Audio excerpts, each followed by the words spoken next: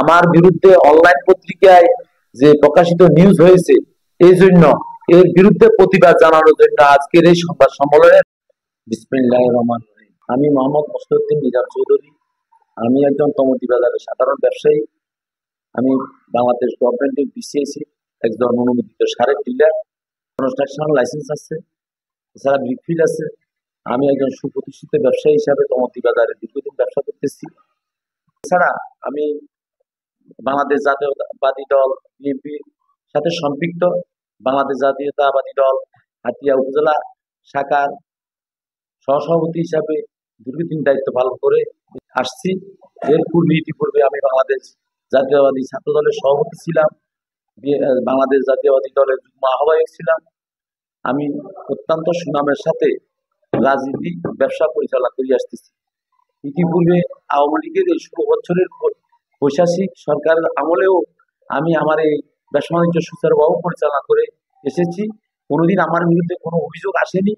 এখন যখন এই সরকার, এই স্বৈরাচারী সরকার পতন হয়েছে, পতনের পরে আমার, যেহেতু আমি রাজনীতি করি, আমার জনপ্রিয়তা দেখে তাদের ঈর্ষার বশীভূত হয়ে তারা কিছু লোক আমার পিছনে লেগে গিয়ে কিছু অনলাইন পত্রিকা দিয়ে, যারা কোনো অনুমোদিত নয়, অনলাইন পত্রিকা দিয়ে আমার বিরুদ্ধে বিভিন্ন লেখালেখি করতেছে।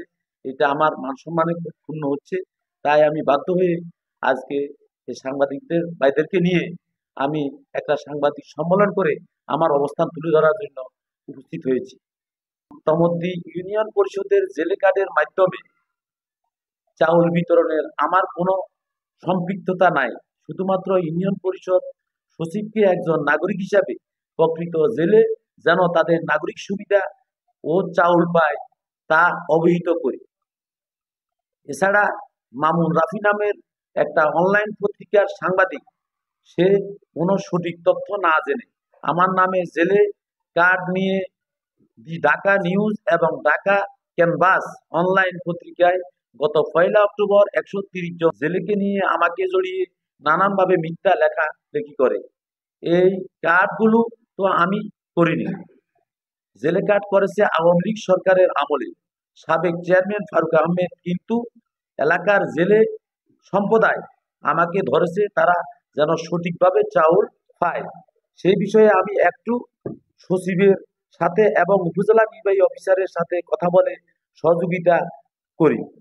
এখন কেন আমি সহযোগিতা করলাম, এই জন্য আমার বিরুদ্ধে কিছু লোক লেগে পড়েছে। এই জন্য যারা আমার বিরুদ্ধে ফেসবুক অনলাইন পত্রিকায় মিথ্যা নিউজ করেছে, তার বিরুদ্ধে তীব্র নিন্দা জ্ঞাপন করছি এবং প্রকাশিত নিউজের বিরুদ্ধে আমি প্রতিবাদ জানাই।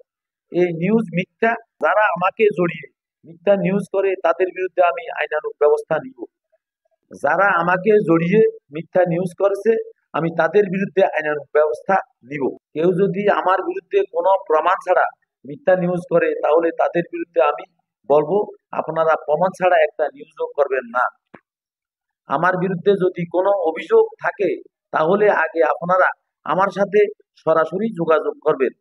যদি আমি সত্যি অপরাধী হই, তাহলে আমার বিরুদ্ধে নিউজ করেন, এতে আমার কোনো আপত্তি থাকবে না। এছাড়া আমার বিরুদ্ধে কতিপয় অনলাইন পত্রিকায় যে নিউজ ছাপিয়েছে, এটার বিরুদ্ধে আমি তীব্র প্রতিবাদ ও নিন্দা জানাই।